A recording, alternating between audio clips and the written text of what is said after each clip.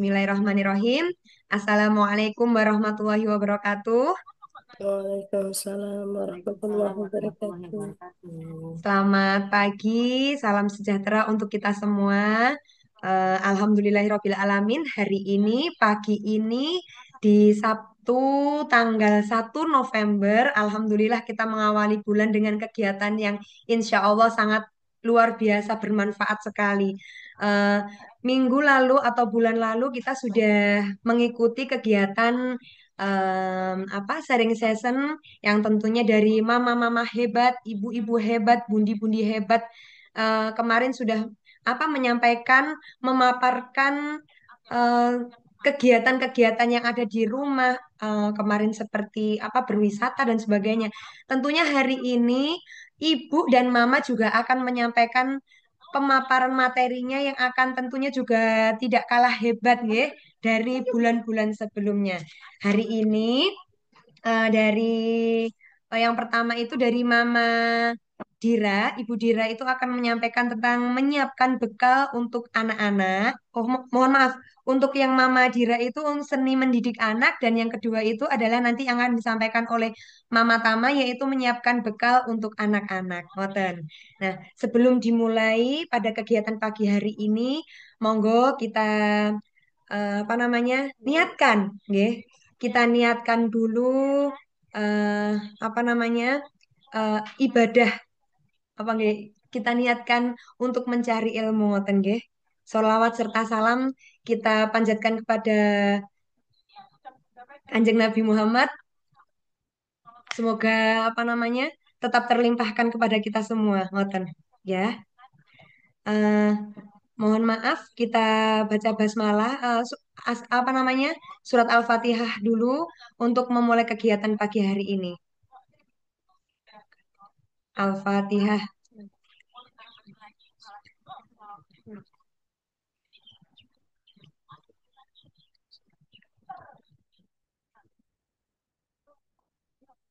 Amin ya rabbal alamin. Untuk selanjutnya, untuk pemaparan materi atau ini ada sambutan dulu dari Ibu Koordinator kelompok bermain. Ngoten nggih. Untuk kepada Ustazah Rizka, monggo. Bismillahirrahmanirrahim. Assalamualaikum warahmatullahi wabarakatuh.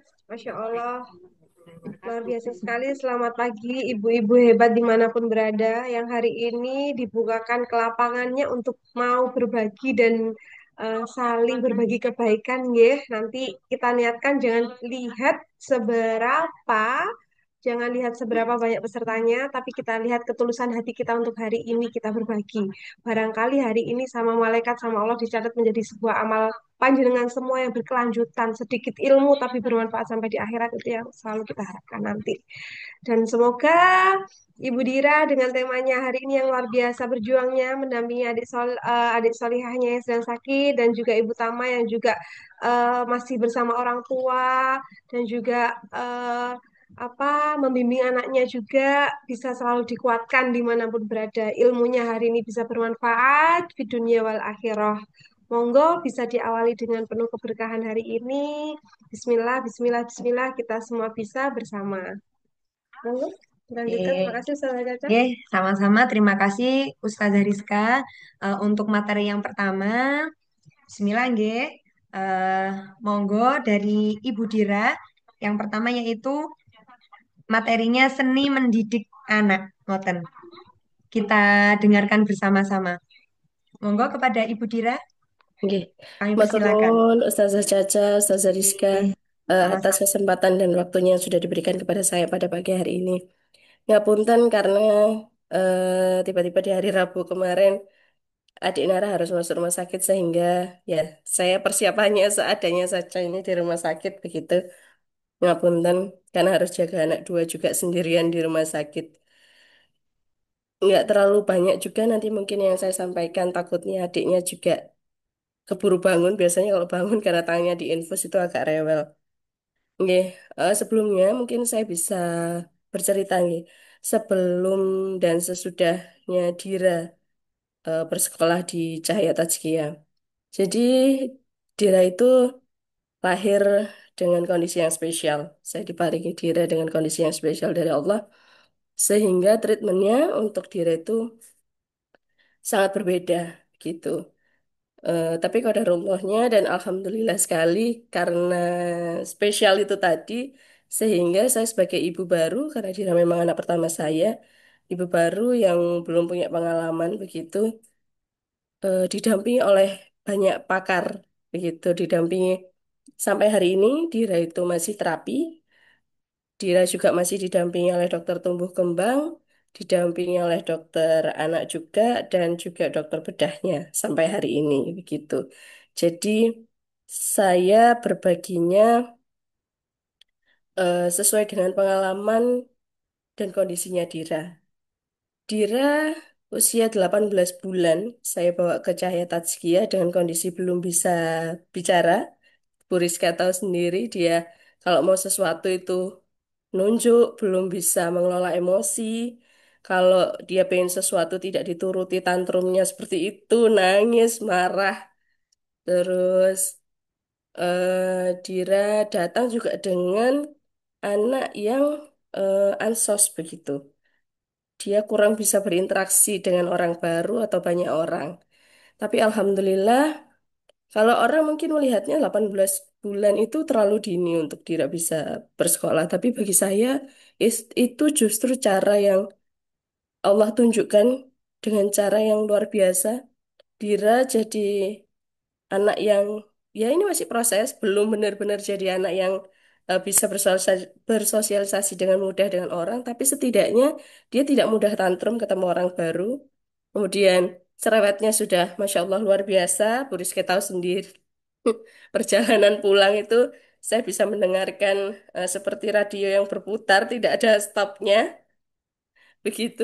Terus kemudian pemahaman. Jadi pemahamannya Dira akan sesuatu itu bagi saya progresnya luar biasa sekali. Support dari sekolah itu ternyata Masya Allah. Sehingga saya memutuskan adiknya dari usia 3 bulan, saya titipkan juga di TPA-nya Cahaya Tazkiyah, berharap bahwa adiknya tidak mengalami apa yang kakaknya alami baru di usia 18 bulan. Dia bisa berinteraksi dengan orang. Alhamdulillah, adik Nara itu luar biasa juga perkembangannya. Begitu. Itu sekilas terkait perbedaan Dira sebelum dan setelah sekolah di Cahaya Tazkiyah. Untuk ini materi saya izin share screen nggih. Jadi para mama-mama sekalian, saya di sini hanya ingin sharing karena masing-masing ibu itu paling tahu kekurangan dan kelebihan anaknya, paling tahu karakteristik anaknya, sehingga para mama sekalian pasti sudah melakukan yang terbaik masing-masing dengan caranya masing-masing. Di sini saya hanya mau berbagi tentang bagaimana saya mendidik Dira yang terlahir spesial begitu. Mungkin yang banyak yang bertanya spesialnya seperti apa, Dira itu terlahir dengan bibir sumbing begitu, para mama sekalian. Dan sudah menjalani operasi pertama dan kedua. Insya Allah nanti masih ada operasi tahap ketiga dan keempat yang usianya menunggu 7 8 tahun dan nanti di 12 tahun begitu. Jadi perjalanan saya bersama Dira ini masih panjang begitu. Gini. Bagi saya ya, un- di- Dira itu kalau mendidik Dira, saya diajarkan oleh dokter tumbuh kembang dan juga dokter bedahnya mengatakan bahwa tiap-tiap anak tidak bisa disamakan, walaupun dengan kondisi yang sama, misalkan sama-sama mengalami eh, keterbatasan atau spesial begitu. Jadi masing-masing kita sedini mungkin harus sudah bisa mengenali karakter, minat, kebutuhan, dan juga apa ya, pola mendidik dia. Bagaimana? Jadi Dira itu setelah operasi, sebelum operasi pertama, Dira memang tidak bisa ditreatment apapun karena dokter tidak mengizinkan. Setelah dia dioperasi di usia 2,5 bulan, baru boleh gitu. Dari situ saya diminta untuk, karena kondisinya pada saat itu dia pada saat bayi kan berbeda nggih, dari kondisi normal pada umumnya, sehingga dokternya meminta saya agar dia dikenalkan dengan banyak hal. Sesuatu yang bergerak, media bergambar, bersuara, terus kemudian gambar yang warna dengan kontras, bentuk yang abstrak begitu, untuk mengetahui eh, bagaimana kondisi indera indera dia menerima hal-hal tersebut karena ditakutkan ada juga pembawa yang lain begitu.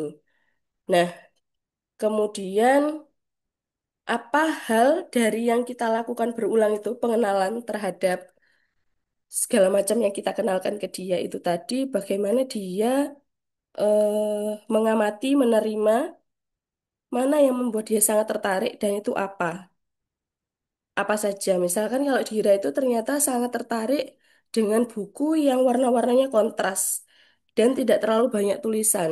Mungkin normalnya anak-anak usia segitu seperti itu, ya. Tapi Dira itu harus sesuatu yang abstrak. Dia nggak suka buku yang datar, tidak timbul, warnanya tidak kontras. Itu Dira pasti nggak ada 1 menit sudah ditinggal. Tapi kalau bukunya atau media yang dia lihat itu abstrak, dipegang itu ada bentuknya, warnanya kontras, itu bisa dia lebih dari 5 menit mengamati dan mendengarkan ketika saya bercerita. Membiasakan dia untuk mendengarkan cerita sebelum tidur, terus kemudian saat dia sudah mulai bosan dengan satu mainan tertentu, begitu. Itu dari usia dia 3 bulan berjalan sampai sebelum 3 tahun. Setelah ini beda lagi ternyata anaknya, karakternya begitu. Oh, ini tidak bisa bergerak, nggih.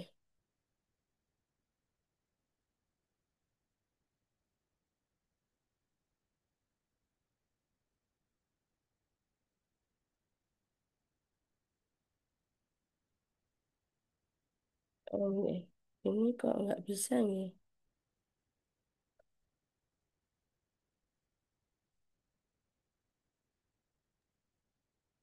Pripun Mama? Nggih, ngapunten ini tadi Oh, nggak bisa ngelek. ini, Bu. Kayaknya ini nggak bisa share screen lagi, nggih saya.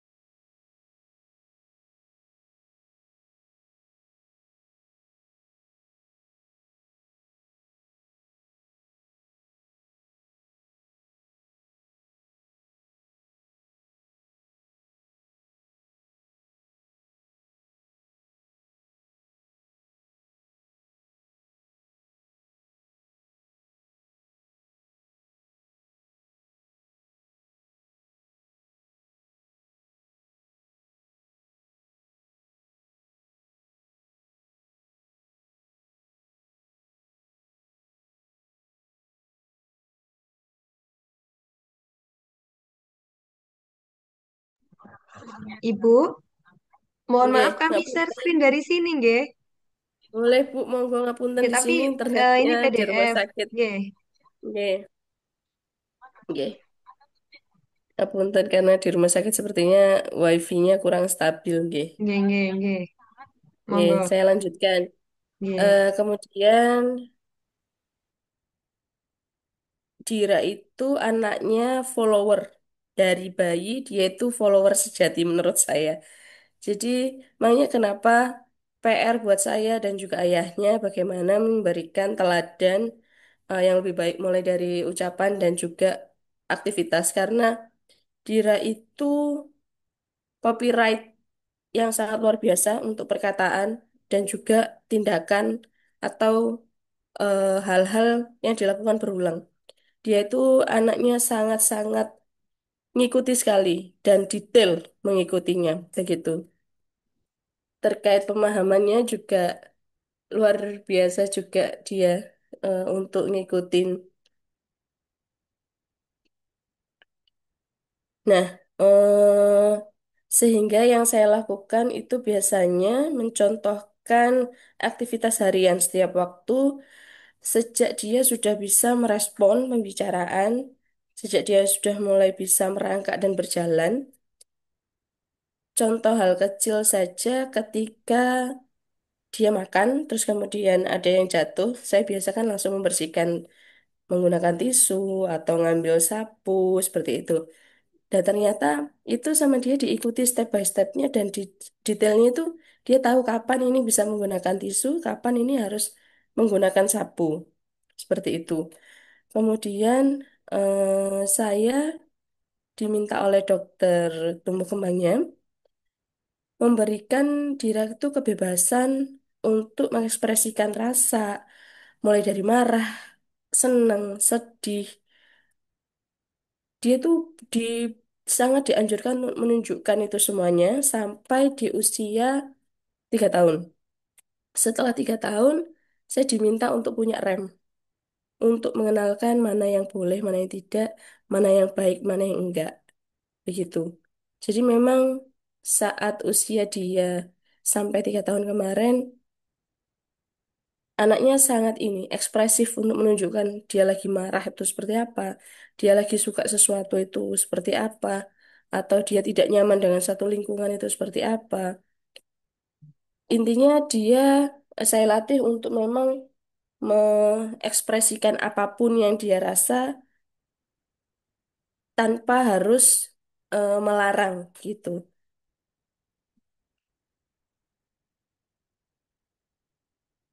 Selanjutnya, Bu Caca. Nah, selain itu semenjak Dira sebenarnya baru benar-benar lancar berbicara itu dia di usia 2,5 tahun sampai 3 itu sudah mulai bisa berbicara dengan lancar, nggih. Dari situ biasanya setiap berangkat dan pulang sekolah saya yang antar, jadi selalu saya tanya dulu, hari ini happy? Hari ini ngapain aja? Ketemu dengan siapa saja? Melakukan apa saja? Ya, walaupun kadang dijawab, kalau dia moodnya lagi bagus, kadang dia ngerasa kayak, nanti aja aku ceritanya karena lagi capek, gitu-gitu. Atau kadang memang dia sedang excited dengan sesuatu, contohnya berenang.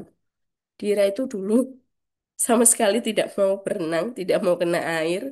Tapi Masya Allah semenjak masuk ke kelas Usman, luar biasa tiba-tiba sangat suka berenang dan hanya mau berenang dengan Bu Rizka, begitu, tidak mau dengan yang lain. Jadi eh, untuk sesuatu yang dia suka dalam hal berkesenian, membuat sesuatu, menggambar, berenang, atau aktivitas yang dia suka, bersepeda, gitu-gitu, dia akan cerita tanpa harus saya tanya. Dia akan cerita detailnya dari A sampai Z-nya. Dia bermain dengan siapanya. Dia tadi terjadi apa? Iya, ditaruh sayang. Terjadi apa? Atau tadi ada temannya yang sakit, tidak masuk. Dia akan cerita.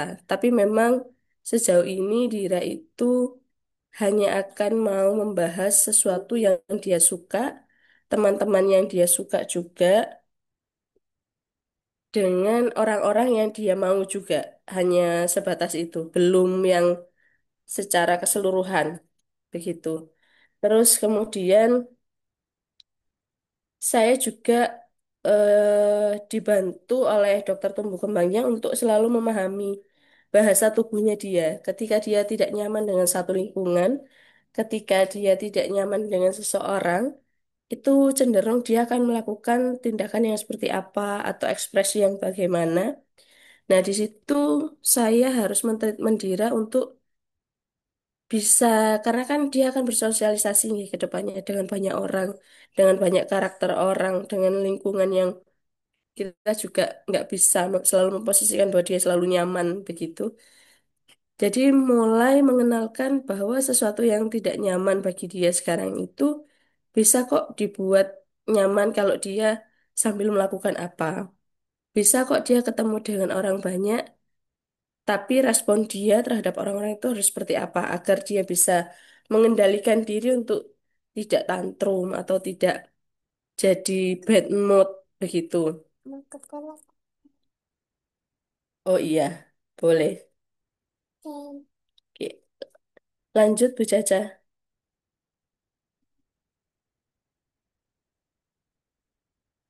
Nah, semenjak Dira usia 3 tahun sampai sekarang, memang saya mulai memberikan Dira itu pengertian bahwa ini boleh, ini tidak, ini baik, ini enggak. Ada istilah memang disiplin itu tidak selalu harus keras, melainkan dengan cara mengajarkan tanggung jawab dan memberikan batasan-batasan begitu. Namun, awalnya saya seperti itu ke Dira. Tapi sepertinya karakteristiknya Dira ketika ibunya lembut itu dikiranya ngajak main. Tapi kalau ayahnya tanpa harus sedikit keras itu dia sudah ngerti begitu. Jadi memang kadangkala itu anak-anak punya caranya sendiri ya untuk memahami bahwa orang tuanya ini sedang dalam tanda kutip marah atau memperingatkan begitu. Sehingga kalau treatmentnya saya dengan ayahnya agak berbeda. Ayahnya itu tidak pernah dengan nada tinggi, cukup dengan Mbak Dira tidak boleh begitu saja dia sudah manut istilahnya. Tapi kalau dengan ibunya tidak bisa seperti itu ternyata. Kalau dengan ibunya saya memang harus sedikit ketika saya peringatkan sekali dengan nada yang biasa, tapi dia tidak respon, maka memang nadanya harus sedikit dinaikkan dan sambil melihat anaknya, lihat matanya, dia baru memahami bahwa, oh, menurut ibu saya nggak boleh melakukan ini. Terus kemudian selalu memberikan apa ya, punishment dan reward. Tapi ini juga tiap orang punya pandangan yang berbeda-beda. Saya memberikan punishment ke Dira ketika dia sudah melakukan hal yang sudah saya sampaikan bahwa itu tidak boleh dilakukan, tapi dilakukan sudah lebih dari 2 kali. Maka saya memberikan punishment dan itu sudah saya jelaskan di awal ke Dira. Bahwa kalau sampai kejadian ini lagi, maka misalkan contohnya Mbak Dira nggak boleh main ke rumah Kong atau Mbak Dira nanti nggak boleh makan kesukaannya dia atau dia nanti nggak boleh main mainan kesukaan dia begitu. Awalnya mungkin dia nggak memahami, tapi karena itu saya lakukan berulang, alhamdulillah sejauh ini ketika saya sudah bilang satu hal itu tidak boleh, dia lakukan lagi dan punishment itu saya berikan, dia jadi tahu. Sampai dia selalu mengatakan ketika saya bilang Mbak Dira, cukup saya bilang Mbak Dira, untuk saat ini ya dengan usia dia yang sudah 4 tahun. Mbak Dira, no. Oh iya, nanti ibu marah. Nanti aku nggak boleh ini, begitu. Jadi dia sudah memahami begitu. Kemudian eh kalau reward ini nggak karena dia melakukan sesuatu yang baik atau dia mendapatkan suatu prestasi begitu. Reward ini biasanya saya berikan memang terjadwal begitu. Misalkan tiap weekend, karena dia sudah bisa mengungkapkan ya, ibu-ibu, ibu itu Senin sampai Jumat kan kerja ya sama ayah cari uang. Jadi aku hari ini misalkan di Sabtu dan Minggu dia kan dia tahu kalau dia libur. Aku kan hari ini libur. Aku mau main. Nah, itu biasanya dia memang ada jadwal dia minta main. Dira itu nggak perlu main yang harus kemana dan apa. Quality time bagi dia dengan saya dan juga ayahnya. Kayak misalkan saya nemani dia menggambar, atau saya nemani dia naik sepeda di depan rumah. Itu bagi dia sudah reward mingguan yang harus dia dapat. Begitu. Selanjutnya, Bu Caca.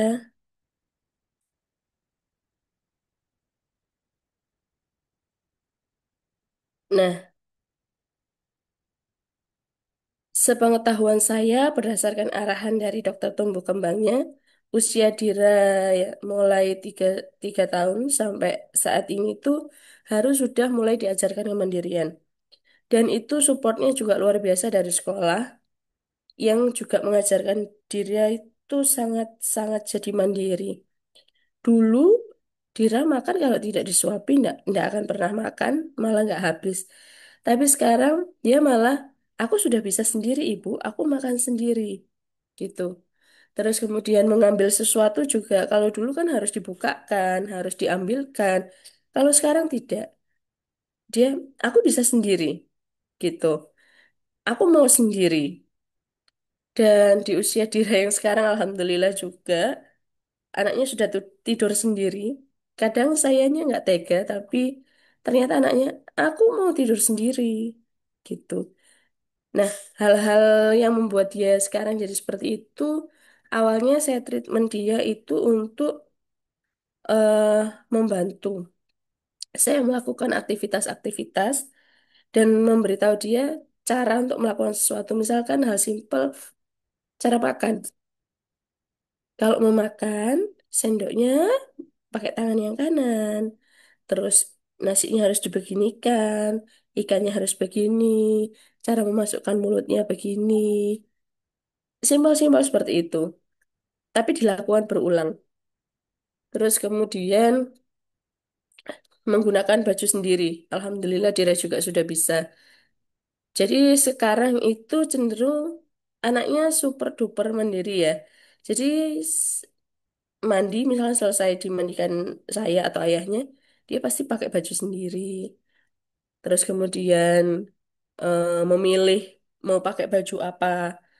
Karena menurut dia nggak mau aku dibantuin ibu, nanti aku nggak pakai sesukaku gitu. Kadang-kadang tapi juga harus tetap dalam pengawasan karena kan anaknya lagi suka mencoba banyak hal dan merasa bahwa aku bisa gitu. Jadi mungkin ya itu tadi tetap harus ada rem-rem tertentu yang kita lakukan begitu. Tidak harus selalu menuruti keinginan anak itu juga salah satu bentuk dari rasa bahwa anak ini, tapi juga tidak begini, Ibu, ngapunten. Misalkan ada yang mengatakan bahwa untuk mendapatkan sesuatu itu kamu harus melakukan sesuatu. Saya tidak terlalu mengambil yang arah ke sana. Karena takutnya dia akan melakukan segala hal untuk mendapatkan satu hal yang dia inginkan. Jadi tidak selalu hal-hal yang dia inginkan saya berikan. Walaupun itu sebenarnya bukan sesuatu yang mahal atau sesuatu yang berlebihan, tapi saya mau mengajarkan ke Dira itu bahwa tidak selamanya hal yang kamu inginkan selalu kamu dapatkan. Tidak selamanya hal yang kamu upayakan juga akan sesuai dengan harapan. Itu dan lumayan works di Dira. Nggih, lanjut Bu Caca.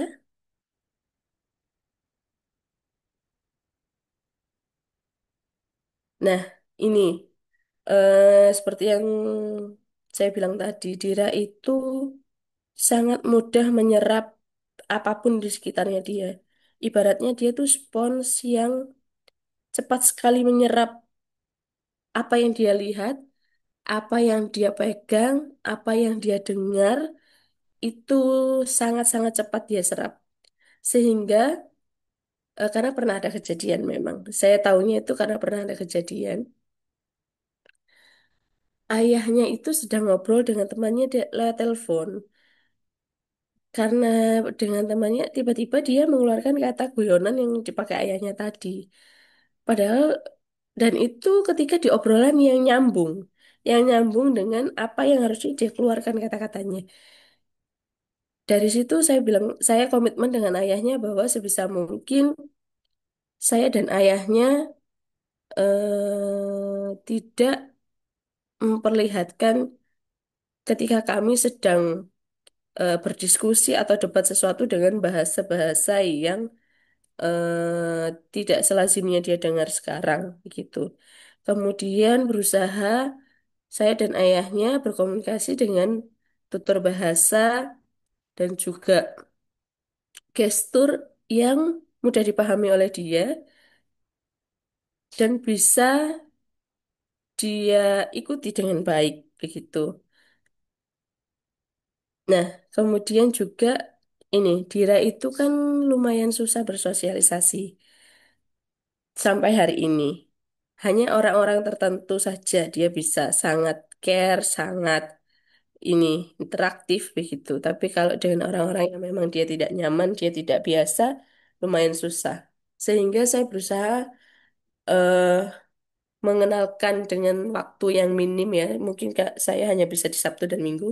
Sebisa mungkin dia bersosialisasi dengan teman sebayanya di sekitar rumah, dengan saudaranya, saling main dengan saling berkunjung begitu untuk membuat anak ini memahami bahwa hidup ini juga bersosialisasi dengan orang lain loh. Bahwa keseharian ini kita juga butuh komunikasi dengan orang lain begitu. Tapi sebenarnya yang paling banyak membentuk karakter Dira itu hasil dari yang dia, karena kan lebih 8 jam ya Dira ada di sekolah dan TPA. Masya Allah luar biasa, karena dia lebih banyak di sekolah bersama banyak teman dan juga didikannya para ustazah. Dia jadi bisa membedakan em, ketika dia berbicara dengan orang dewasa dan temannya. Itu yang saya baca sekarang dari perkembangannya Dira, begitu. Selanjutnya, Bu,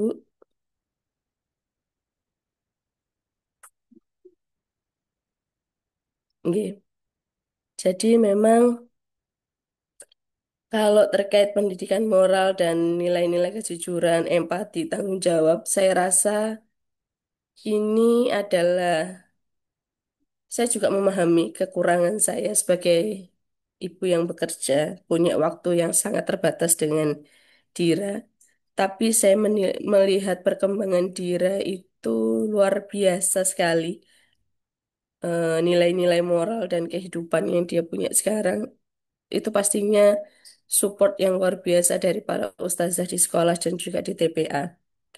Eh, Dira itu anak yang sangat empati sekali dengan orang, hewan, itu luar biasa. Dia melihat kucing yang nyari makan di tempat sampah. Bagi dia itu bahwa kasihan kucingnya, kok makan makanan kotor. Jadi susunya dia, bekal dia itu sampai dia kasih ke kucing. Tapi dia cerita, ibu tadi susunya nggak Dira minum, Dira kasih ke kucing. Kucingnya soalnya cari makannya di tempat sampah, begitu. Atau dia eh, ketika melihat orang lain sakit atau temannya nangis, temannya sakit, dia langsung dengan ekspresi yang anak-anak yang kasihan begitu. Kasihan temanku tadi tuh nangis karena ini. Kasihan tadi temanku eh, nggak bawa ini. Jadi aku berbagi kayak gitu-gitu. Nah, oh iya, anaknya juga sangat mudah berbagi. Dira itu.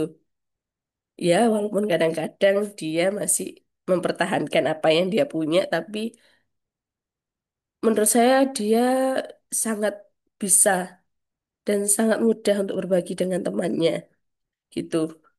Kemudian kalau di rumah tanpa saya minta, karena saya dan ayahnya mencontohkan bagaimana saling membantu di aktivitas harian, maka Dira itu sudah pada tahap itu. Misalkan saya lagi jemur baju, dia langsung dengan sigap, ibu-ibu aku bantuin ya. Jadi dia yang ngambilkan bajunya, diberikan ke saya, sehingga saya tidak perlu menunduk, biar ibu ndak capek gitu. Terus kemudian membereskan mainannya. Setiap kali dia habis bermainan apapun, dia langsung kembalikan ke tempatnya, dia bereskan. Itu juga. Kemudian ketika ada adiknya, tanpa saya minta, misalkan adiknya sedang ganti diapers, dia ngambilkan diapersnya, dia ngambilkan tisunya atau ngambilkan bajunya ketika ganti baju tanpa saya minta dan dia sudah bilang, "Ibu, saya bantu." Nah, respon yang saya berikan juga selalu terima kasih. Kenapa? Karena ketika saya lupa mengatakan terima kasih, dia langsung menagih begitu. Ibu, ibu kan sudah Mbak Dira bantu. Ibu kok nggak ngomong apa-apa? Gitu. Jadi memang dia selalu mengulang apa yang dia lihat, apa yang dia dengar, begitu. Ya, sejauh ini masih berusaha melakukan yang terbaik untuk Dira dan PR-nya juga masih lumayan banyak.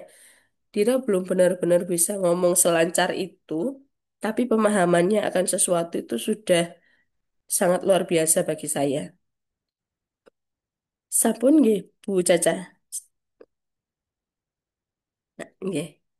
Begitu saja dari saya, Bu Caca dan Bu Rizka. Ngapunten kalau masih banyak kurangnya. Alhamdulillah.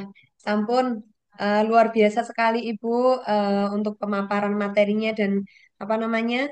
eh, Sebelum pemaparan materi tadi ada sedikit cerita dari Mbak Dira itu bagaimana ngoten perjalanan Mbak Dira. Ngoten nggih. Untuk pertanyaan kepada Ibu Dira, kami simpan dulu nggih. Nanti boleh apa namanya disampaikan eh, lewat kolom chat. Pertanyaan boleh lewat kolom chat ataupun nanti langsung raise hand ngoten. Untuk materi yang kedua dari Ibu dari mamanya Mas Tama nggih, Ibu Tama.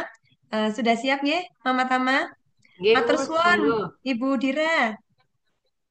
Sami, Bu Caca. Nggih.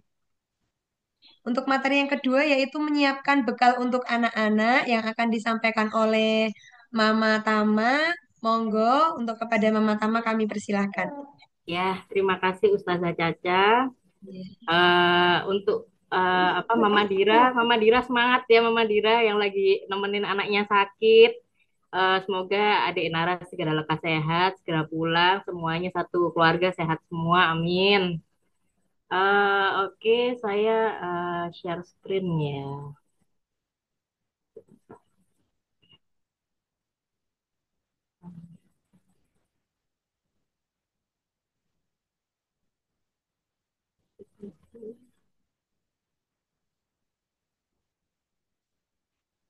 Oh, nggak bisa ya? Bentar ya. Kok sama kasusnya? Mungkin seperti ini saja tidak apa-apa, Nggak apa-apa ya? Bunda. Nggih, nggih. Jadi Oke. sudah jelas kok, Ibu. Jelas.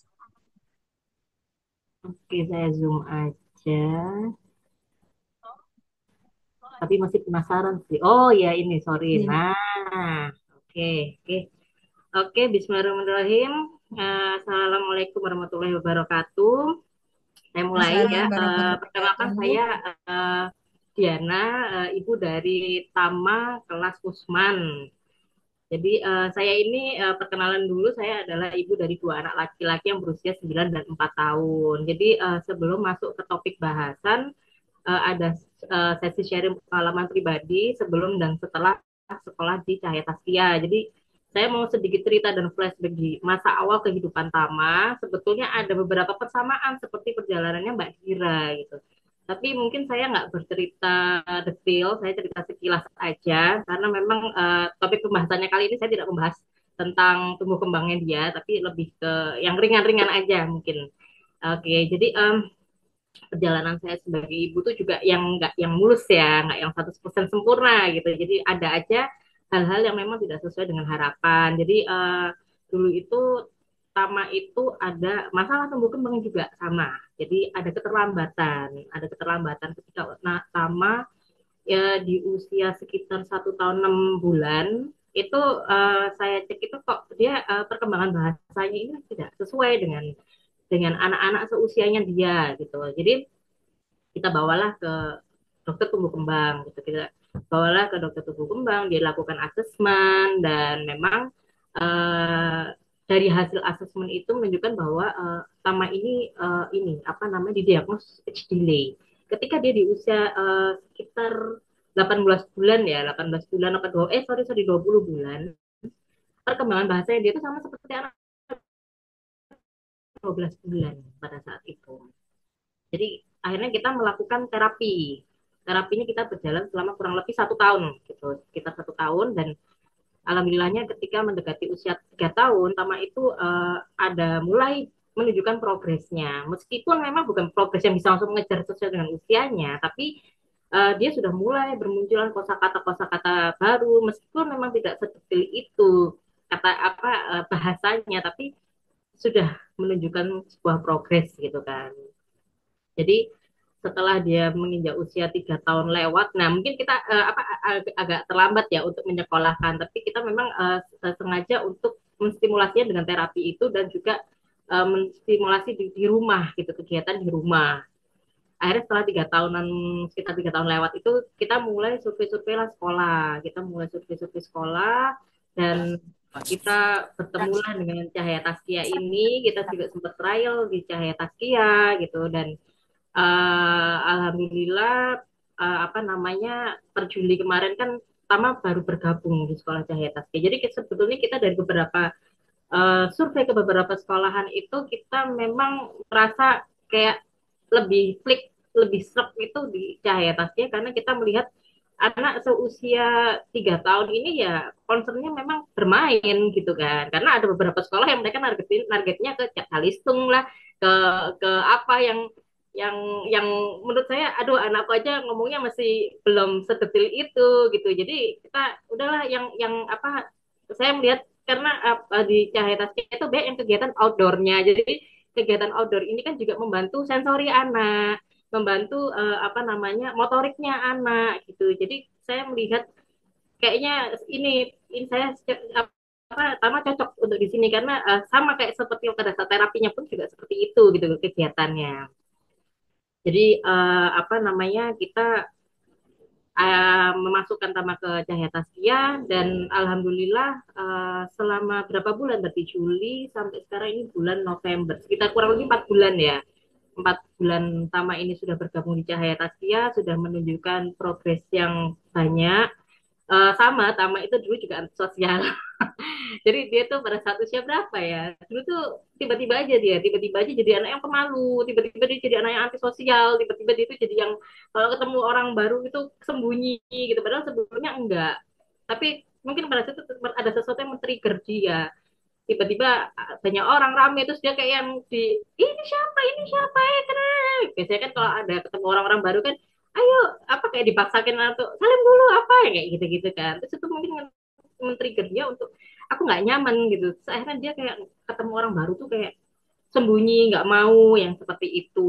Jadi setelah dia bersekolah di Cahaya Taskia ini, alhamdulillah dia sudah menunjukkan progres yang baik. Dia sudah nggak malu kalau ada tamu, dia juga ayo deh salim dulu, dia langsung datang, dia salim seperti itu. Jadi apa namanya, dia sudah menunjukkan progres yang ya alhamdulillah baik gitu kan. Terus udah gitu dulu memang dia awal-awal di sekolah kan diem, terus lebih apa pemalu, terus itu dia penuh dengan kehati-hatian, terus kadang juga jijian. Ya, kalau di sekolahan kan kadang-kadang kalau kegiatan outdoor nggak pakai sendal, main-main di tanah seperti itu.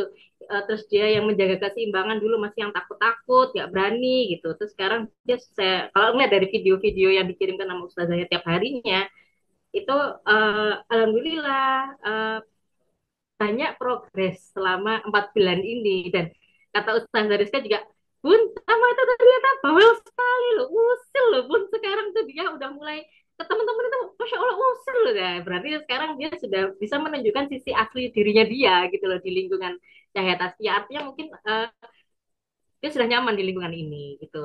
Terus alhamdulillah juga Tama ini apa ya, bersekolah semenjak sekolah di sini dia itu ini apa namanya uh, banyak hal-hal yang apa ya itu tadi attitude-nya juga baik-baik gitu kan, apa adabnya santun gitu. Jadi kemarin tuh ada satu hal yang membuat saya tuh kayak amazed, agak melting gitu. Jadi Tama itu ceritanya lagi main main nonton nonton lewat gadget gitu kan, nonton YouTube. Terus waktunya udah habis, saya tegur, adek, ayo dimatikan karena waktu bermain apa nontonnya sudah habis, dimatikan dulu ya gitu.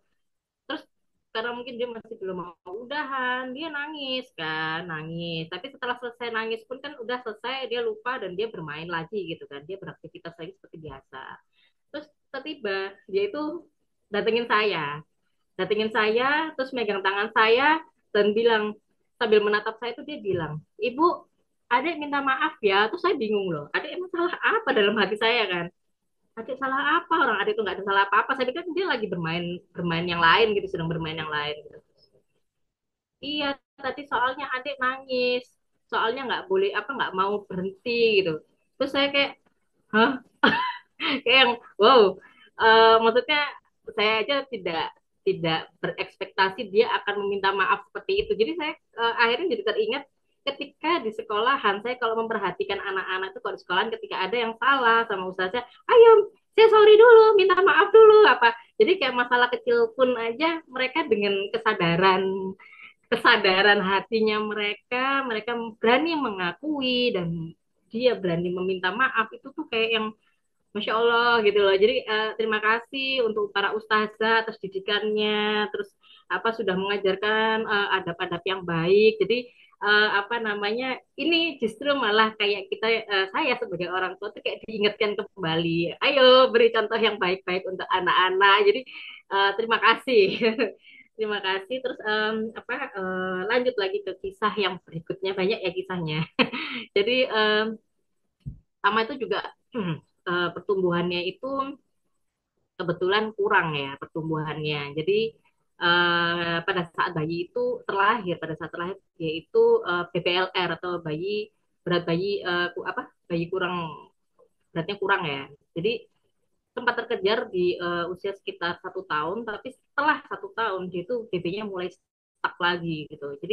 Jadi kalau udah ketemu sama yang namanya GTM, yang namanya BB stuck itu tuh membuat para orang tua pasti stres ya dengan apa namanya hal ini gitu. Jadi saya bawa ke beberapa DSA, sudah melakukan screening, sudah cek lab, cek mantok, cek segalanya itu sudah kita cek. Karena yang ditakutkan adalah apakah ada silent disease gitu loh untuk si anak ini. Tapi alhamdulillah dari hasil screening itu tidak mengarah ke semuanya negatif, semuanya aman. Jadi sama dokter tumbuh kembang itu memang bu ini bu makannya yang banyak ya. Emang karakternya Tama itu makannya tuh cimit-cimit gitu loh. Kalau makan tuh porsi kecil, terus udah gitu makannya lama seperti itu. Jadi kalau di sekolahan pun kan juga mesti di antara teman-temannya mungkin Tama ini yang paling lama ya makannya, ngunyahnya juga lama seperti itu gitu kan.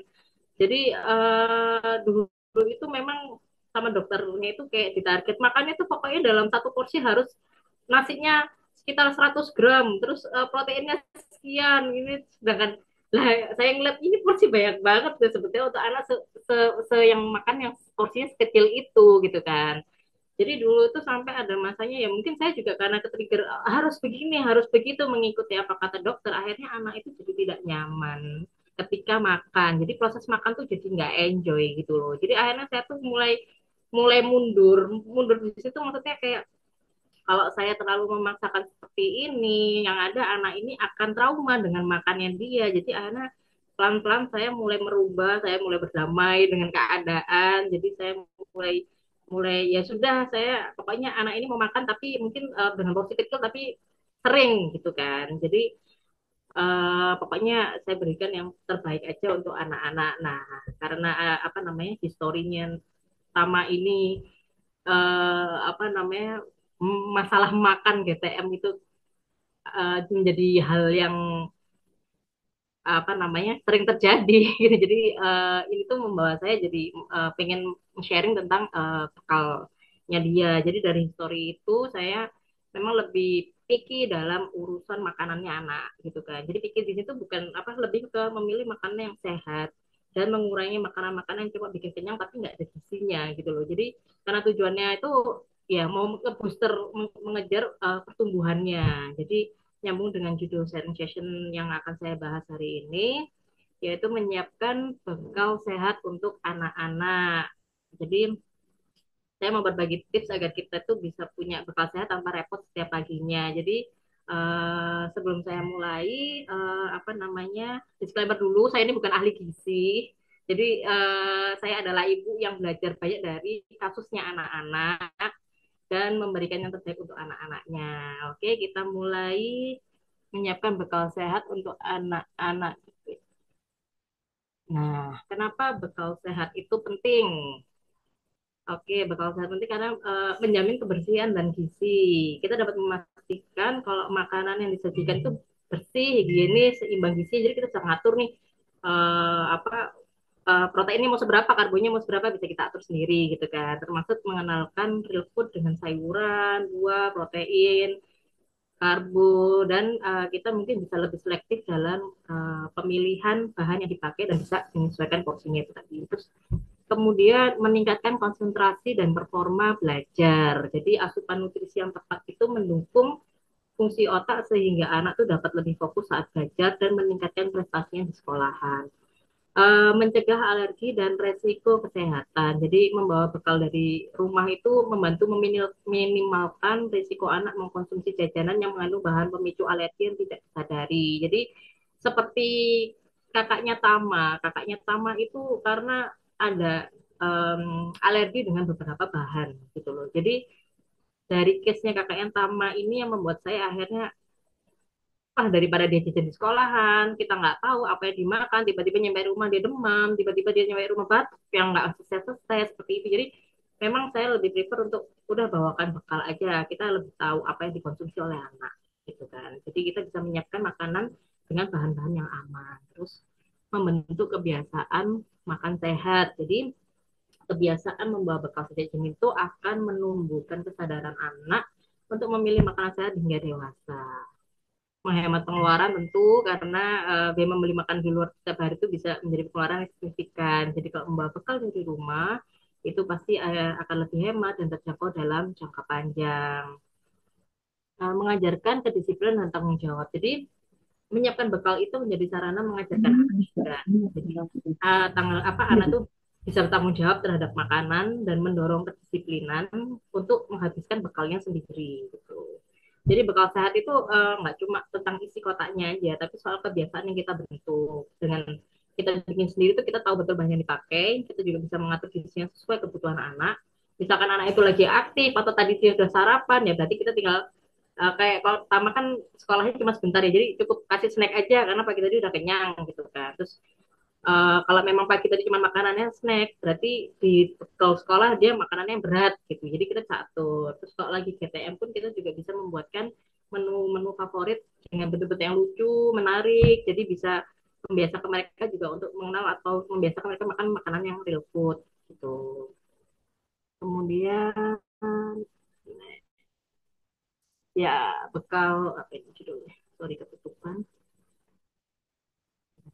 Prinsip bekal sehat ya. Jadi berikut ada beberapa contoh komponen makanan sehat ya. Udah paham semua ya, karbohidrat terdiri dari nasi, kentang, ubi, dan turunan-turunannya. Kemudian untuk protein bisa ayam, telur, sapi, ikan, sayur dan buah juga sayur dan buah juga macam-macam ada apa namanya brokoli dan lain sebagainya, lemak sehat berupa butter tambahan keju mungkin tambahan santan.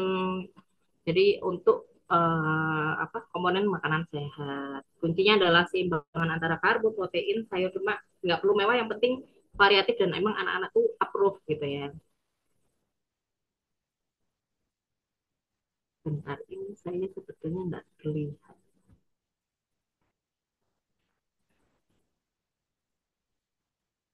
eh milk. Nah, ini adalah em, biasanya kan ibu-ibu tuh yang dari pagi tuh udah gebrakan ya, bangun setelah subuhan itu udah langsung ke dapur sibuk masak, terus udah gitu bangunin anak-anak, terus udah gitu nyiapin segala kebutuhan yang di rumah, terus udah gitu nanti istri nyiapin bekal, nyiapin sarapan, terus setelah itu lanjut lagi ada yang nganterin anaknya, ada yang working mom harus lanjut lagi bekerja. Kayaknya dari bangun tidur tuh kayak waktunya tuh kayak dikejar-kejar gitu loh. Jadi apa namanya, uh, supaya nggak sekedubrakan itu, solusinya bisa lakukan meal prep. Jadi meluangkan waktu mungkin di weekend atau di mungkin satu hari di weekday itu untuk membuat meal plan, untuk belanja bahan dan membuat meal prep. Jadi cara ini tuh selain hemat waktu juga bikin kita tuh lebih tenang setiap paginya dan lebih terencana. Jadi rahasia pagi tenang dan anti kedubrakan itu mungkin kita bisa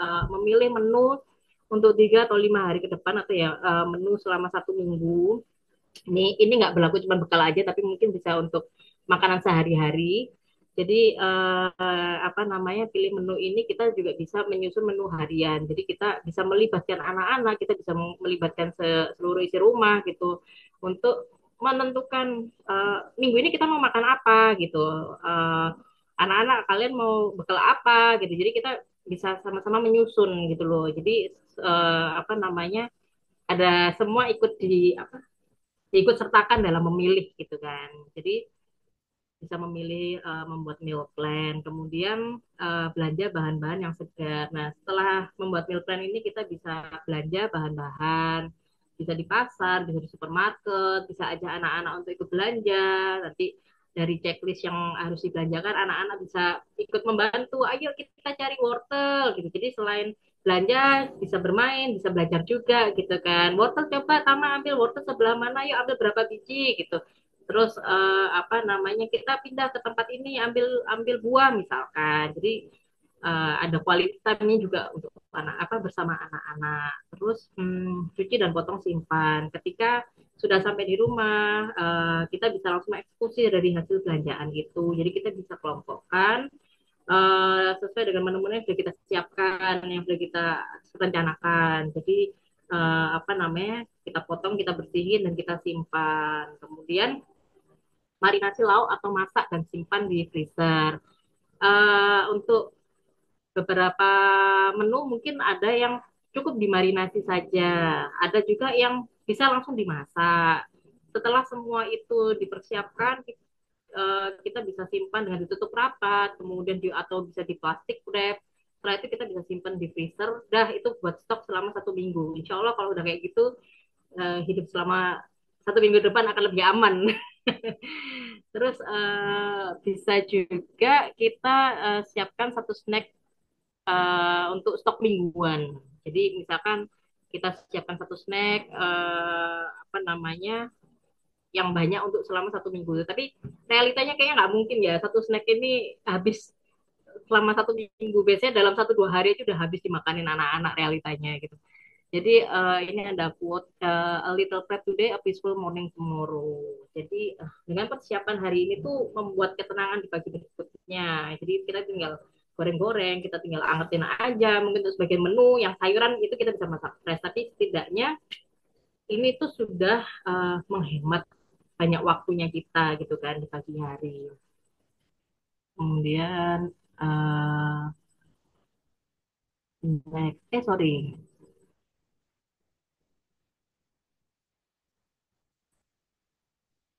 Ini inspirasi menu bekal. Jadi maksudnya ini contohnya aja kalau misalkan kita membuat meal plan-nya. Kita contoh untuk membuat meal plan. Jadi selama 1 minggu, kalau kayak di slide sebelumnya kan saya bilang untuk pemilihan menu, kalau bisa libatkan seluruh anggota keluarga termasuk anak-anak. Jadi biasanya anak-anak itu kan sudah punya menu favorit masing-masing gitu ya. Bahkan mungkin ada yang tiap hari itu juga maunya menunya itu aja. Jadi sebenarnya kalau mereka memang maunya menunya tiap harinya bekerja sama itu aja, itu nggak ada masalah gitu loh. Karena yang penting kan dia bisa menikmati apa yang sudah disiapkan, apa yang sudah dibekalkan gitu. Jadi kayak Tama itu menu favoritnya itu kalau tanya, adik adik mau makan apa, uh, egg nasi sama kecap loh. Mesti kalau ditanya, adek adek mau bekalnya apa gitu, nanti mau makan apa, nasi egg sama kecap loh. Itu terus kayak kalau kayak kita apa, mau nugget gitu. Jadi apa namanya, ya sudah kalau memang anak itu mintanya gitu ya kita turutin aja gitu loh. Yang penting dia bisa menikmati makanannya daripada nggak dimakan sama sekali gitu kan. Sedih, kita udah masak capek ternyata nggak dimakan gitu. Biasanya mama suka ngerasain nih, bekalnya kok masih penuh gitu udah pagi-pagi capek gitu, terus ternyata anaknya tidak mau makan, biasanya kan kayak gitu ya. Jadi apa namanya, kalau untuk Tama ini kan kebetulan untuk anak KB, anak TK ini kan jam sekolahnya memang pendek, kayak cuma 2,5 jam, 3,5 jam. Kadang-kadang ketika dia pagi hari sudah makan kenyang, saya bekal di sekolah cukup kasih snack aja gitu kan. Tapi snack tuh biasanya mungkin saya bikinkan kayak contohnya kayak potato lasanya. Di sini tuh potato lasanya memang apa ya, sudah komplit secara secara gizinya, dia udah komplit, karbo ada, terus proteinnya ada, dia sayurannya ada, lemaknya pun juga ada gitu kan. Jadi sebisa mungkin dia apa namanya, meskipun cuma snack aja tapi tinggi kalori gitu. Kalau menurut orang-orang ahli gizi gitu kan, yang tinggi kalori, makanan yang tinggi kalori seperti itu. Nah, sama kalau misalkan di atas itu kan kita suka ada ini ya, apa namanya, bekal yang dibawa setiap weekly weekly plan sekolahan kan suka ada info membawa hari Selasa membawa olahan tahu, terus hari Kamis kita membawa olahan kacang hijau, atau hari Senin kita membawa buah melon. Nah, itu nanti ketika kita sudah mendapat info weekly plan dari sekolahan, kita juga bisa mulai masukin di apa namanya, meal plan kita, weekly meal plan yang sudah kita siapkan seperti itu. Ini apa namanya, hanya contoh aja ya, karena kayaknya mungkin ibu-ibu lain juga sudah menerapkan ini. Kemudian cara sederhana agar anak mau makan bekalnya. Jadi itu tadi sama ya kayak yang di awal tadi, kayak slide sebelumnya, ajak anak pilih bekal, ajak anak pilih menu bekal. Jadi dengan melibatkan anak-anak tuh mereka kayak merasa punya andil gitu kan. Jadi biasanya kalau mereka punya andil ya mereka tuh enjoy dalam menikmati makanannya. Terus bisa menggunakan cetakan lucu yang atau yang menarik. Biasanya kalau anak-anak kecil mereka tuh suka lebih tertarik dengan bentuk gitu kan. Bentuknya lucu-lucu, terus warna-warni dari sayurannya, mungkin dari buahnya, terus menggunakan tusukan yang kecil-kecil yang apa namanya, yang biasa dijual di online-online itu, mungkin bisa dikasih seperti itu. Terus jadi biasanya mereka kalau kayak gitu tuh lebih penasaran dan lebih mau mencoba. Terus porsi kecil dan variasinya banyak. Nah, ini cocok buat anak saya karena memang porsi makannya kecil gitu kan. Jadi kadang-kadang memang dikasih variasi yang banyak. Jadi biar mereka tuh juga gak cepat bosan. Kemudian jangan lupa untuk beri apa namanya, untuk uji dan beri apresiasi. Jadi kayak apa namanya, ketika pulang sekolah ditanya bekalnya gimana, habis nggak, wah hebat adek bekalnya hampir habis, atau wah pinter ya kamu sudah menghabiskan bekalnya, terima kasih. Seperti itu tuh jadi anak tuh kayak merasa diapresiasi gitu kan. Dan jangan paksa atau dan beri waktu gitu, karena makan dengan santai dan gembira. Jadi ya itu, Tama tuh cenderung makan emang lama gitu kan. Jadi tapi dia dengan uh, semenjak bersekolah itu kan dia makan bersama-sama gitu bersama teman-temannya. Jadi makan bersama teman-teman yang seumuran, yang satu ada yang sambil makan sambil main-main, yang satu makan sambil duduk sambil menghabiskan bekalnya, yang satu makannya yang gimana. Jadi anak pun tuh belajar, sebetulnya ada proses belajar dalam makan bersama itu. Yang satu menunya apa, yang satu lagi menunya apa, jadi dia melihat. Terus dari gitu juga mereka belajar tentang mereka tahu ketika istirahat jam sekian, oh jam istirahat itu berarti waktunya makan, makannya cuman apa misalkan berapa menit gitu, kemudian setelah selesai makan lanjut lagi ke kegiatan lain. Mereka mungkin bisa belajar tentang waktu. Jadi tamat sendiri itu juga ya nggak yang tiap hari menu makan bekalnya habis, sering-sering juga nggak habis gitu kan, seringnya nggak habis. Terus saya tanya kok bekalnya nggak habis gitu, iya soalnya tadi waktu waktu istirahatnya sebentar, habis itu lanjut mainan, atau habis itu lanjut kegiatan apa misalkan. Jadi di sini pun itu mereka juga ada proses belajarnya sebetulnya gitu. Hmm.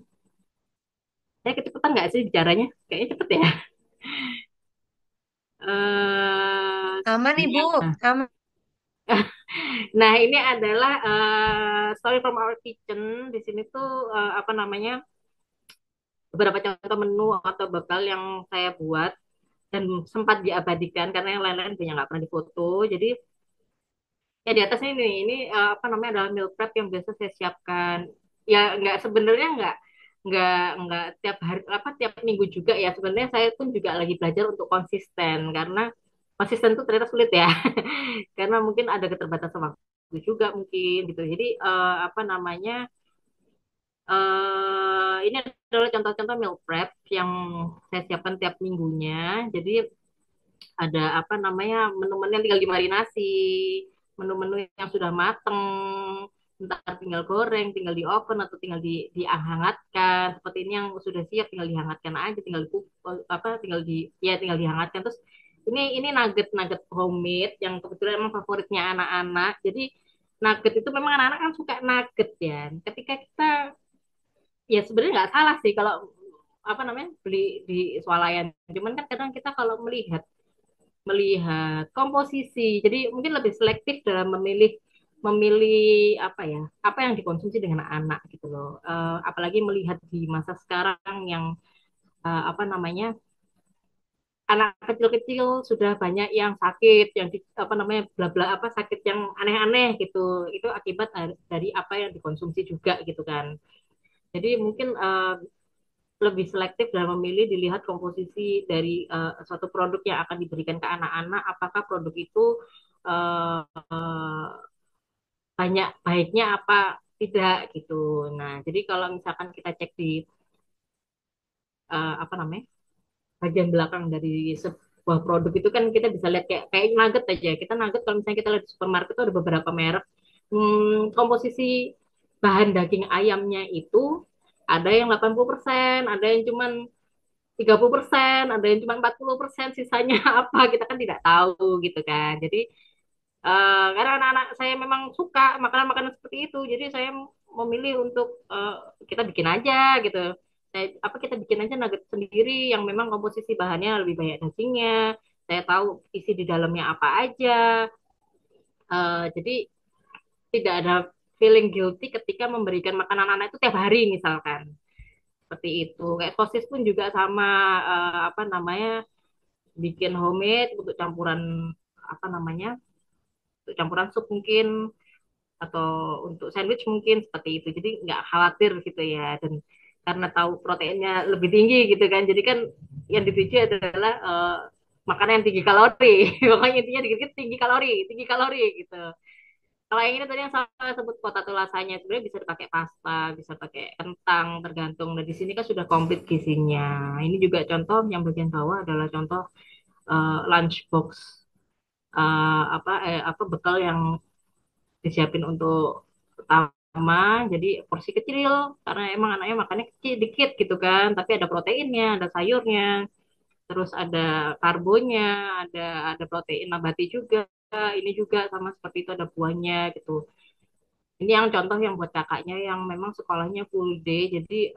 bekalnya lebih apa namanya lebih komplit ya karena istirahatnya kan 2 kali jadi pulangnya pun juga sore jadi makannya itu banyak harus banyak porsinya yang penting dia kebutuhan untuk 1 hari itu tercukupi harapannya kan seperti itu terus eh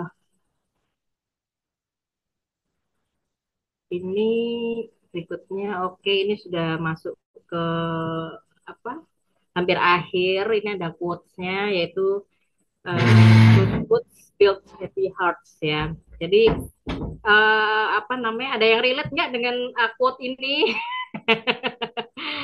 jadi ya apa namanya dengan apa namanya kalau saya sih relate banget ya jadi makan yang baik itu membuat kita tuh happy gitu kan jadi kadang-kadang kalau lagi mood swing atau lagi cuacanya panas gitu kan kita kalau misalkan makan makan yang enak gitu itu kan kita jadi happy apalagi panas makan es krim makan es teler gitu kan langsung moodnya langsung nyes gitu kan lah anak-anak pun juga sama seperti itu gitu jadi eh nah, sudah selesai. Singkat ya ternyata. Singkat apa lama ya ini? Jadi terima kasih Ustazah, parents, saya ibu yang sudah hadir, ada berapa partisipan, ada 14. Banyak, lumayan banyak ya ternyata. Jadi terima kasih yang sudah hadir, yang sudah menyimak sharing hari ini. Terus mohon maaf apabila ada salah kata dan kurang jelas atau mungkin yang belibet. Jadi apa namanya, semoga sharing ini bermanfaat dan saya yakin parents di sini itu sudah pasti memberikan yang terbaik untuk anak-anaknya. Jadi sekali lagi saya mohon maaf apabila ada hal yang kurang berkenan. Nah, ini boleh Masya ngiklan, Allah. Iya ya, ngiklan dulu boleh slide nggak? terakhir, Ngiklan slide dulu, terakhir. ngiklan dulu. Geng, geng, geng. Satu slide Mau, lagi, saya mau, udah mau tahu. ini promosi lapaknya, jadi boleh di follow ya. Mohon Monggo, monggo, maaf. monggo. Mungkin ada yang mau cari snack-snack. Padahal Oke. sudah gitu aja. Jadi terima kasih banyak. Wassalamualaikum warahmatullahi wabarakatuh. Waalaikumsalam warahmatullahi wabarakatuh. Masya Allah, tepuk tangan. Beri aplaus yang meriah buat Ibu hebat hari ini, Ibu Dira dan Ibu Tama. Masya Allah, luar biasa sekali loh ilmunya. Dan eh, Ibu Tama, jujur ya, saya ini agak ini. Saya agak ciut tentang yang disiap-siapkan tadi tuh, Masya Allah. Sama-sama dua anak, tapi ya ini ya, apa namanya, untuk mempersiapkannya itu luar biasa. Karena kan kalau saya lihat bekal Tama yang kayak gitu ya, aduh ini nyiapi ya apa iki ya, aduh iki ya apa sih, ya apa kayak gitu. Kayak ini ya, ya sama-sama punya anak, tapi ya ini apa, dua anak tapi kok membuat itu loh sangat-sangat ini untuk apa namanya prepnya itu. Oke, Sebenarnya baik apa, ini. sebenarnya kadang kita ketika menyiapkan makanan tuh bisa jadi jadi apa ya, kayak bahan healingnya kita sih Us, karena kan apa ya, ya mungkin beda-beda tiap orang, tapi sebenarnya itu tuh kayak apa ya, terapeutik gitu loh, apa apa ya, kayak healingnya kita gitu loh. Ketika kita di dapur kita bisa masak dengan tenang, anak-anak tidak mengganggu, terus ketika kita melihat anak itu menikmati makanan kita dan mereka happy, itu kayak apa ya, bahagia sih sederhananya seorang ibu gitu loh, sebetulnya Ya, seperti ya, itu. ya, ya, Mungkin ya, leres. ibu-ibu yang lain juga banyak Benar yang relate sekali. seperti itu ya kan. Ya, ya, ya, ya. Ya, untuk ayah bunda, monggo. Barangkali ada pertanyaan, mungkin kita buka untuk sekarang kita buka untuk sesi tanya jawab, nggih. Sebelum apa kita di penghujung acara, nggih. Monggo. Dari ayah bunda, monggo. Barangkali ada yang mau bertanya, dipersilakan. Oh, ini adik Nara sudah bangun, nggih.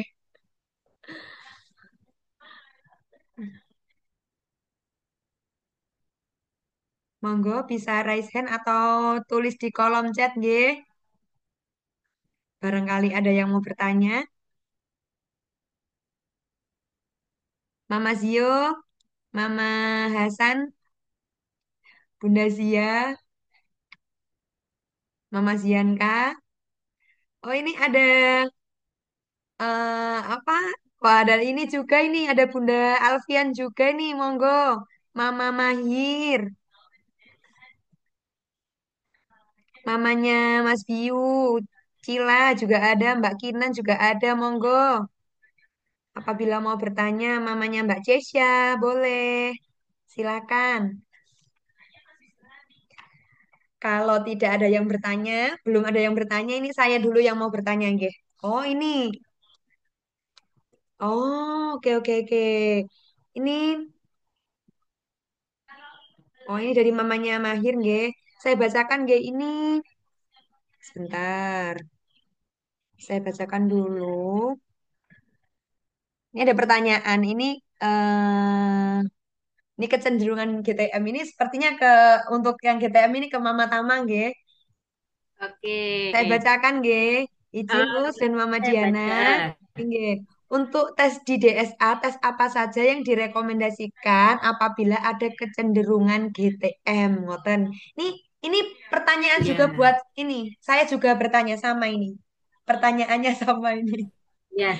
Ngoten. Oke, jadi Tama itu kebetulan kan di masa empasi itu setelah usia berapa ya? 7 bulan kalau nggak salah. Terus setelah lewat 7 atau 8 bulan ya. Itu tuh kayak ya Allah, ujian bener. Makannya tuh sulit sekali, kayak di nggak mau. Saya coba berbagai macam menu makanan tuh kayak nggak mau gitu kan. Akhirnya saya tuh bawalah ke DSA karena saya kan yang ditakutkan memang disease gitu kan. Kalau waktu itu saya bawa ke DSA itu pernah dicek yang namanya kultur urin. Kultur urin tuh biar buat menentukan apakah dia ada infeksi saluran kencing. Karena silent disease ini memang tidak terlihat penyakitnya, tapi dia bisa menyerap nutrisi anak gitu kan. Kemudian ini berdasarkan pengalaman saya aja ya, karena sebenarnya saya kan juga apa namanya, mungkin secara medis yang lainnya mungkin ada gitu kan. Terus eh, takutnya TB, ada apa, ada TBC gitu, tertular dari orang dewasa yang TB. Jadi sempat tes mantox juga. Tes mantox itu cek apa ya namanya ya, mungkin buat orang tua yang nakes mungkin lebih paham, yang disuntikin di ini yang di skin itu, alhamdulillah negatif. Kalau misalkan ada yang kena TB positif, biasanya mereka ada terapi obat itu selama 6 bulan yang saya tahu. Kemudian ada cek apa ya, HB itu yaitu untuk zat besinya ya. Zat besi itu biasanya memang anak-anak yang usia apa sejak berapa tahun ya itu sudah bisa mengkonsumsi yang namanya zat besi, karena memang kan kebanyakan kalau nggak salah kalau info menurut DSA saya itu di Indonesia ini banyak gitu yang apa namanya eh, zat besinya kurang. Jadi memang bisa diberikan suplementasi zat besi. Tapi ini lebih baik memang konsultasi ke dokter, karena yang bisa mengasih dosisnya kan dokter ya gitu. Jadi tes HB. Kemudian ada lagi tuh satu lagi apa ya, saya lupa, hipoterapi apa, apa sih? Saya lupa namanya. Mungkin yang para nakes mungkin yang lebih paham bisa bisa bisa apa namanya bantu. Saya lupa namanya. Sama ini bisa juga dari oromotor ya. Mungkin mungkin bisa dilatih untuk oromotornya, karena kalau tamas sendiri itu sebenarnya saya melihat kayaknya dia ada masalah mengunyah juga gitu loh. Ada masalah mengunyah. Cuman yang ini memang saya belum belum konsulkan ke dokter. Jadi mungkin next akan saya coba konsulkan. Jadi, sama tuh cenderung kalau makan tuh kayak nggak ngunyah-ngunyah, kayak disimpan gitu kan, sampai kadang saya pijat-pijat sendiri gitu kan. Saya apa, karena kan sudah memang waktu terapi kan memang sempat diajarkan untuk apa, pijat oromotor itu bisa melatih apa namanya oromotornya dia untuk bergerak gitu. Itu juga dari speech delay-nya apa kan juga seperti itu, diajarkan untuk apa, pijat oromotor itu. Sementara sih yang sudah pernah saya lakukan adalah itu yang oh sama kebetulan Tama itu dulu tuh ini ada fimosis. Ini lebih ke anak laki. Kalau perempuan saya enggak ya rasanya ya. Mungkin lebih ke cek ISK aja. Kalau dulu Tama tuh memang kebetulan ada fimosis. Ada fimosis itu, maaf di penisnya ya. Jadi memang tidak sampai infeksi, tapi itu tuh kalau kata dokter itu bisa jadi penghambat nutrisinya dia, sehingga apa yang makanan yang diberikan itu tidak bisa terserap ke dalam tubuhnya. Dan kebetulan kakaknya pun tuh juga mengalami hal yang serupa. Ketika dia usia, kita baru tahunya tuh setelah usia 5 tahun kakaknya. Kalau ternyata dia fimosis. Kakaknya sama kasusnya. Case-nya tuh dua anak saya tuh kok ya kedarah sama gitu loh. Jadi kakaknya pun juga dulu tuh di screening juga tuh, ngambil darah lah, ambil urin apa dan lain sebagainya, sampai seusia sekecil itu gitu kan. Jadi ketika kakaknya saya hitan itu alhamdulillah berarti langsung naik. Nah, si Tama pun ini akhirnya ya sudah tanpa pikir panjang. Saya usia 2 tahun 2 bulan ketika dokter bilang, Bu, iya betul ini fimosis. Gitu. Ya sudah langsung disunat gitu, dihitan aja. Karena toh ya anak laki juga pasti akan hitan kan. Gitu. Jadi ya masih usia sekecil itu ya tega nggak tega. Saya melakukan hitan dan apa namanya, sebenarnya ini lebih ke preventif agar harapannya tidak akan mengganggu tubuh kembangnya anak gitu kan. Tapi ya memang apa namanya, dari segala preventif yang sudah dilakukan tuh memang hasilnya pun juga belum yang semaksimal gitu.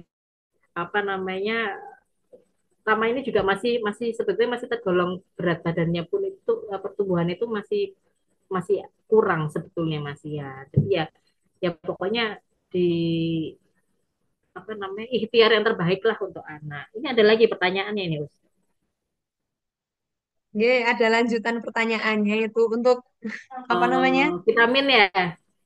Kalau Ya. sebenarnya vitamin vitamin ini lebih baik memang konsul ke dokter ya, karena kan mungkin tiap anak itu treatmentnya berbeda gitu. Kalau kayak kayak Tama ini mungkin dia eh, vitamin yang dipakai dia adalah D3, D3 kemudian zat besi,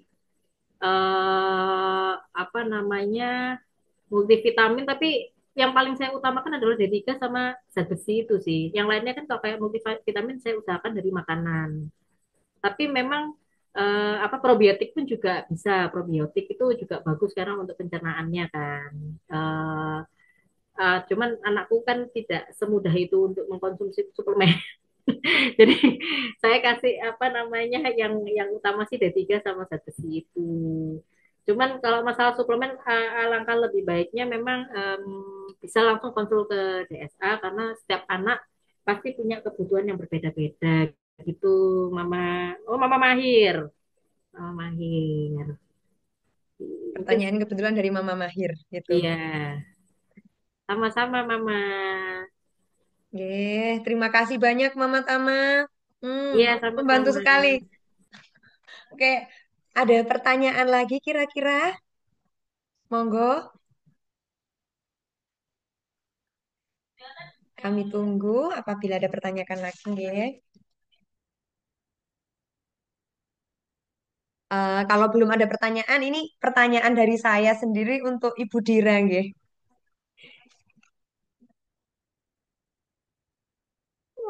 Nggih, Ibu Ustazah Dira, Caca monggo. Ibu Dira, mohon maaf.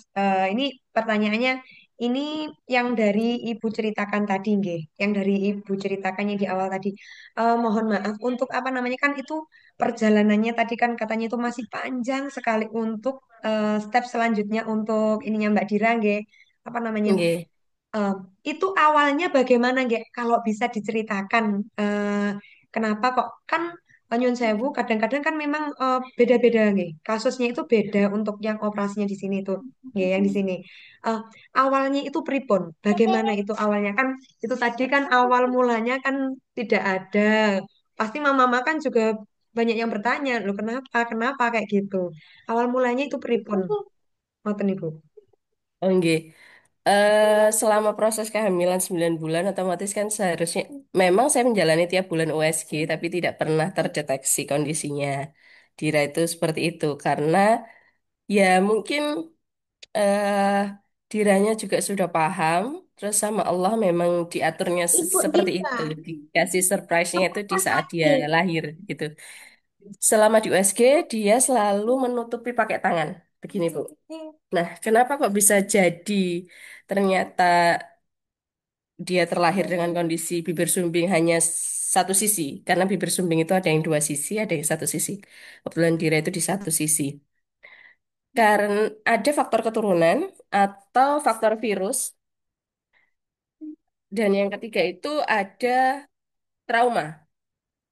Jadi sudah diidentifikasi kalau Dira tidak faktor keturunan karena tidak ada, gitu. Alhamdulillah. Kalau faktor virus masih dimungkinkan dan itu harus kayak dipelajari begitu, Bu, karena kondisinya pada saat itu memang di era COVID nih, pada saat Dira lahir. Saya hamil, proses hamil sampai ke jam 2 ya, pada Terus. Sama masukkan obat. Oh, enggak.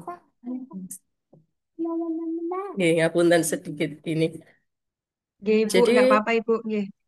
kalau Dira masuknya ke trauma ternyata karena di usia kehamilan 7 minggu saya itu udah jatuh sampai ke pendarahan parah, masuk ke rumah sakit dan diperkirakan dokter itu memang tidak bisa bertahan begitu. Tapi ternyata kok di hari ke-7 di rumah sakit itu masih bertahan begitu. Dokternya sempat sudah curiga sebenarnya. Ini kalau bertahan apakah baik-baik saja begitu. Tapi kok ternyata selama di USG itu tidak menunjukkan tanda-tanda ada sesuatu begitu. Dan ya baru kagetnya itu saat lahir itu ternyata memang di usia kehamilan 7 12 minggu. Ini info dari dokternya ya. 7 sampai 12 minggu itu adalah masa pembentukan area eh, mulut dan rahang begitu. Informasinya begitu. Sehingga kalau ada trauma di usia kehamilan itu maka ya sewajarnya makanya kondisinya seperti itu. Ngoten.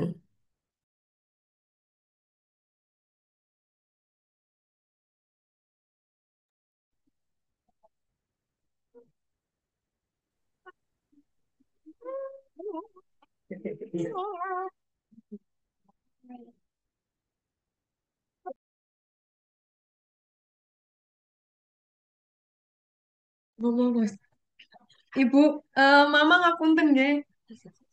Masya Allah, diskusinya luar biasa sekali. Sepertinya hari ini menarik ya. Dari perkembangan usia dapat, dari menu juga luar biasa. Masya Allah, semuanya punya cara masing-masing ya.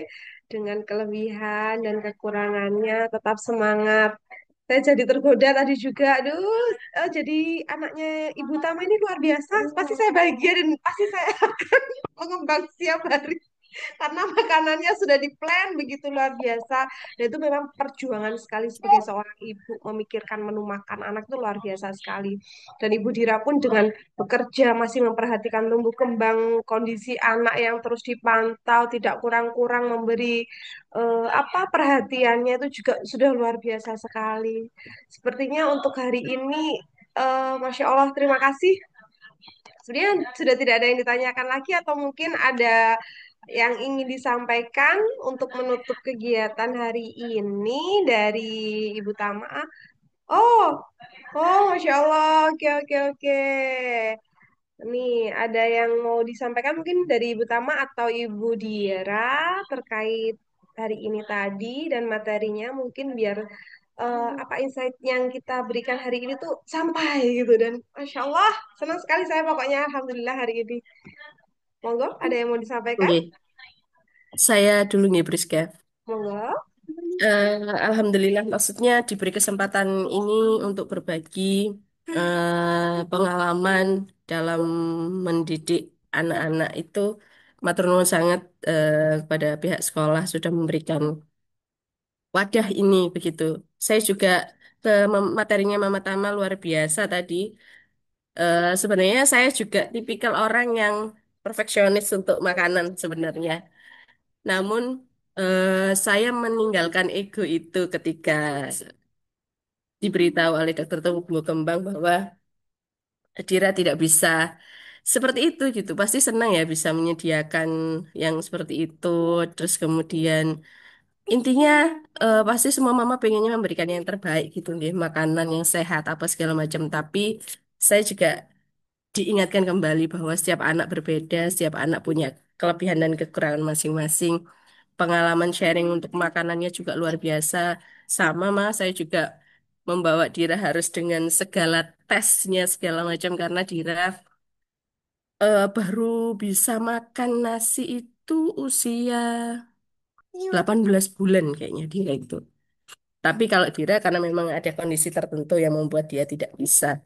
Jadi sekarang pun saya masih struggling dengan makanannya dia.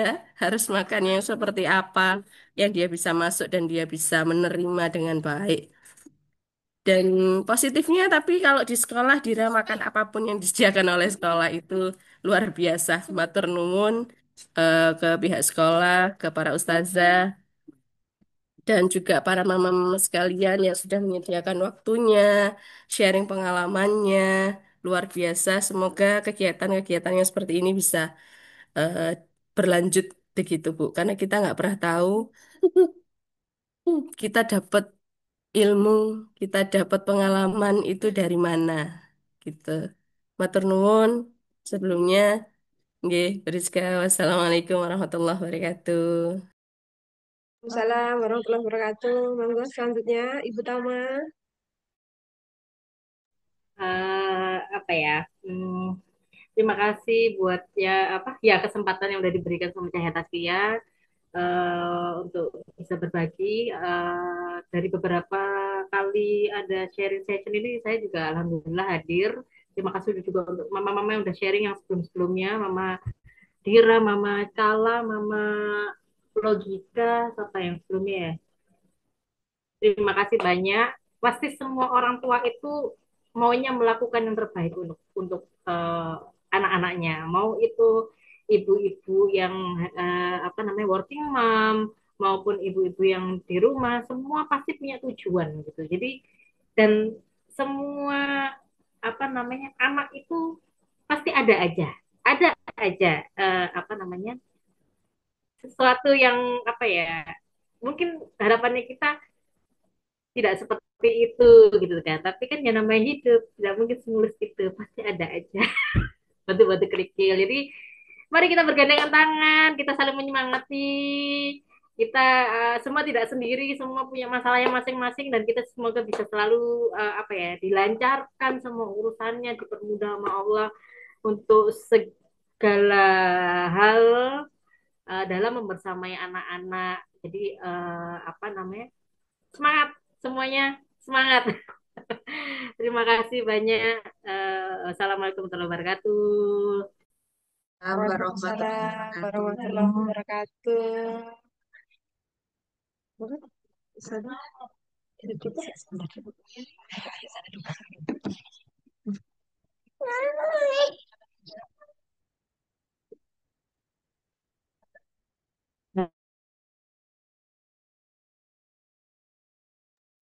Nggih, terima kasih nggih mama-mama semuanya yang hadir hari ini. Terima kasih juga untuk pemaparannya. Mohon maaf apabila ada iklan-iklan itu tadi nggih. Ngapunten saya juga apa namanya ada baby hari ini. Kebetulan TPA kan juga libur. Terima kasih banyak. Mama Cesia ini tadi apa namanya? Oh, mengucapkan terima kasih banyak untuk Ibu Dira dan Mama Tama sharingnya. Mohon maaf tidak bisa on cam. Oke, tidak apa-apa, nggih. Karena kami tahu seperti mamanya Mbak Kinan, kemudian mamanya Jesha ini kebetulan masih ada di ini, apa namanya? Bertugas di rumah sakit ngoten nggih. Tadi ada mamanya Rumi juga ngoten nggih. Matur suwun sangat atas apa namanya? Kehadiran di Zoom online hari ini. Terima kasih ilmunya, terima kasih sharing-sharingnya hari ini. Semoga di kegiatan sharing session berikutnya nanti bisa hadir kembali dan uh, menebarkan ilmu-ilmu yang bermanfaat kembali. Terima kasih juga Bundanya Alfian, alumni tahun berapa nggih? Itu sudah lama sekali. Terima kasih kehadirannya. Adek Nara, lekas sembuh ya sayang ya. Cepet pulang main-main di rumah ya. Habis itu main di rumah. Ya, Dek ya. Amin, matur nuwun. Nggih. Terima kasih kami ucapkan sekali lagi ngoten nggih. Oke, alhamdulillahirabbil alamin. Kita sampai pada pukul 11 ini acara berjalan dengan lancar dan alhamdulillah sudah apa pertanyaan-pertanyaan juga sudah terjawab. Terima kasih sekali lagi untuk acara hari ini. Untuk mama-mama semua bisa melanjutkan kembali aktivitasnya lagi, nggih. Ngoten. Nggih. Kami tutup. Assalamualaikum warahmatullahi wabarakatuh. Assalamualaikum warahmatullahi wabarakatuh. Waalaikumsalam warahmatullahi wabarakatuh.